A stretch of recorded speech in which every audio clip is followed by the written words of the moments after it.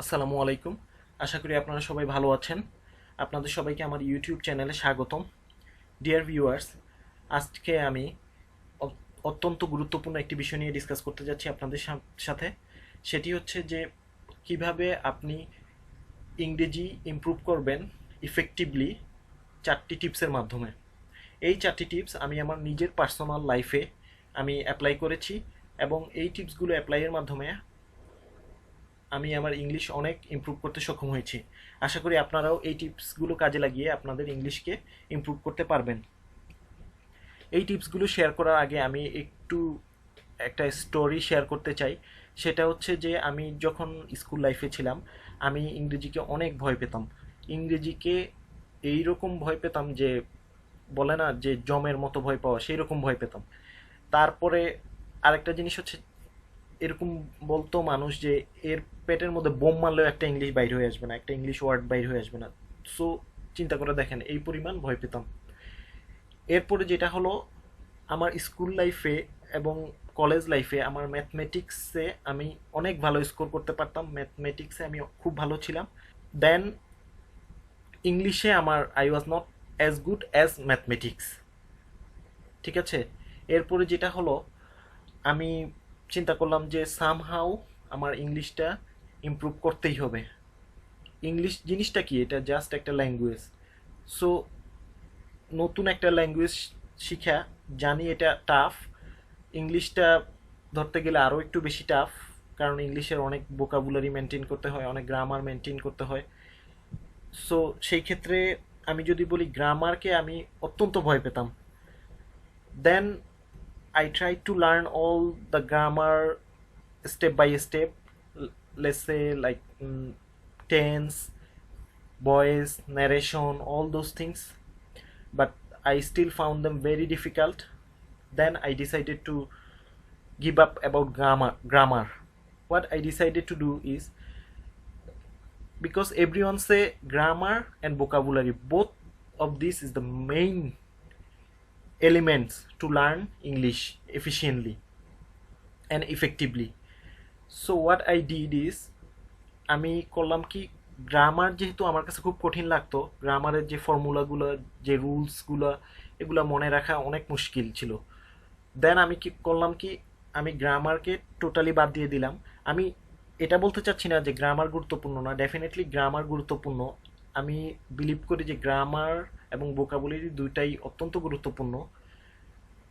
তো আমি যেটা করলাম, যেহেতু আমার জন্য গ্রামারটা অনেক বেশি ডিফিকাল্ট মনে হতো, আমি করলাম কি, গ্রামারটা তখনকার জন্য আমি গ্রামারটা একটা ব্রেক নিলাম গ্রামারটার মধ্যে থেকে। যেটা আমি করলাম সেটা হচ্ছে যে আমি ভোকাবুলারিতে ফোকাস করলাম। তো এরপর আমার ইংলিশ আল্লাহর রহমতে এখন অনেক বেশি ইমপ্রুভ হয়েছে এবং আমি আইএলটিএস এক্সাম দিয়েছি ফিউ ইয়ার্স ব্যাক। আমি স্কোর করেছি, লিসেনিংয়ে আমি স্কোর করেছি 8, এবং আদার যেই 3টা ব্যান্ডস ওগুলোতেও আমি 6-এর উপরে স্কোর করেছি। বাট এখন যদি আমি আবার আইএলটিএস এক্সামে বসি, তাহলে আমি ইনশাল্লাহ band score, overall band score, I am quite confident that I will get 8। But এই ইমপ্রুভমেন্টের জন্য আমার অনেক বেশি হার্ডওয়ার্কিং করতে হয়েছে, অনেক বেশি সময় দিতে হয়েছে এবং অনেক বেশি রিসার্চ করতে হয়েছে যে কি কি টেকনিক অবলম্বন করলে আমি ইংলিশটাকে ইমপ্রুভ করতে পারবো, কি কি টেকনিক অবলম্বন করলে আমার English language proficiency will be much better. চলুন আর দেরি না করে এই 4টা টিপস আমি আপনাদের সাথে শেয়ার করি। এই 4টা টিপস খুঁজে বের করার জন্য আমার অনেক রিসার্চ করতে হয়েছে। I had to do some research to identify all this 4 tips. So without any further edu, let's begin. Tips number 1। Tips number 1 হচ্ছে vocabulary. Vocabulary, as I said earlier, আমি করলাম কি, গ্রামারটাকে গিভ আপ করলাম, ভোকাবুলারিটাকে আমি কাছে টেনে নিলাম। ভোকাবুলারি আমার কাছে গ্রামারের চেয়ে বেশি ইম্পর্ট্যান্ট মনে হলো। So what I did is, I kept on emphasizing learning vocabulary. So, in order to increase my vocabulary, I had started to read English daily newspaper, যেমন বলতে পারেন Daily Star, New Age, Independent. But যখন আমি শুরু করি আমার কাছে খুব কঠিন মনে হতো, বিশেষ করে ডেইলি স্টারটা। এটা বাংলাদেশে বলতে পারেন স্ট্যান্ডার্ড ইংলিশ ইউজ করে তারা, খুব ওয়ার্ল্ড ক্লাস আমি আমার কাছে মনে হয়। বাট নিউ এজ অথবা ইন্ডিপেন্ডেন্ট আর যেগুলো আছে ওগুলো মোটামুটি বুঝা বুঝার মতো, ঠিক আছে। বাট ডেইলি স্টার যখন প্রথম কিছুদিন আমার কাছে মনে হইতেছিল যে আমি হিব্রু ভাষা পড়তেছি নাকি, কিছুই বুঝতাম না। But I didn't give up, I kept on learning, I kept on learning all those vocabulary. Then I found a trick.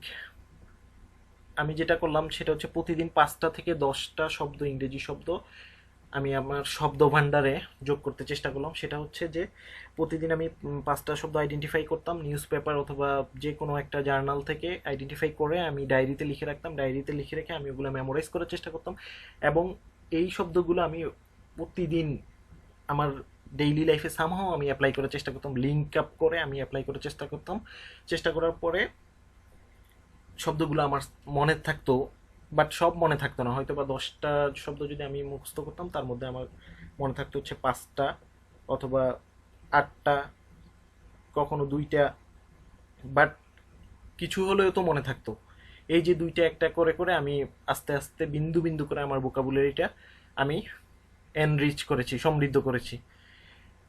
এই ভোকাবুলারি যে 5টা বা 10টাতে লিমিটেড তা না, আপনারা চাইলে প্রতিদিন 20টাও শিখতে পারেন। এটা আপনাদের ক্যাপাসিটির উপর ডিপেন্ড করে, মেমোরাইজেশন ক্যাপাসিটির উপর, এবং সময়ও তো একটা ব্যাপার আছে, সময়েরও তো একটা ব্যাপার আছে।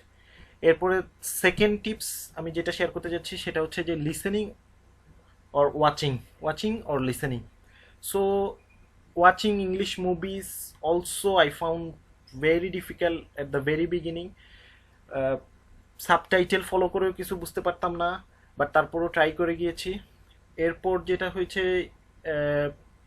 Because watching English movies is very difficult to understand, there is one basic reason which I found is um, native speaker they speak there, and then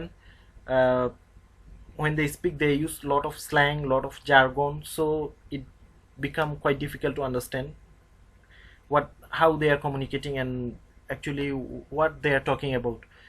So what I did, I shifted to news channel, English news channel, most preferably BBC আমার খুব প্রিয় ছিল, BBC channel. And then আরও আদার channel, news channel আছে, সেটা হচ্ছে CNN. এখানে একটা কথা বলতে চাই, যদি আপনাদের টেলিভিশনের ফ্যাসিলিটি না থাকে অথবা এই নিউজ চ্যানেলগুলোতে অ্যাক্সেস না থাকে, আপনারা you can listen through radio.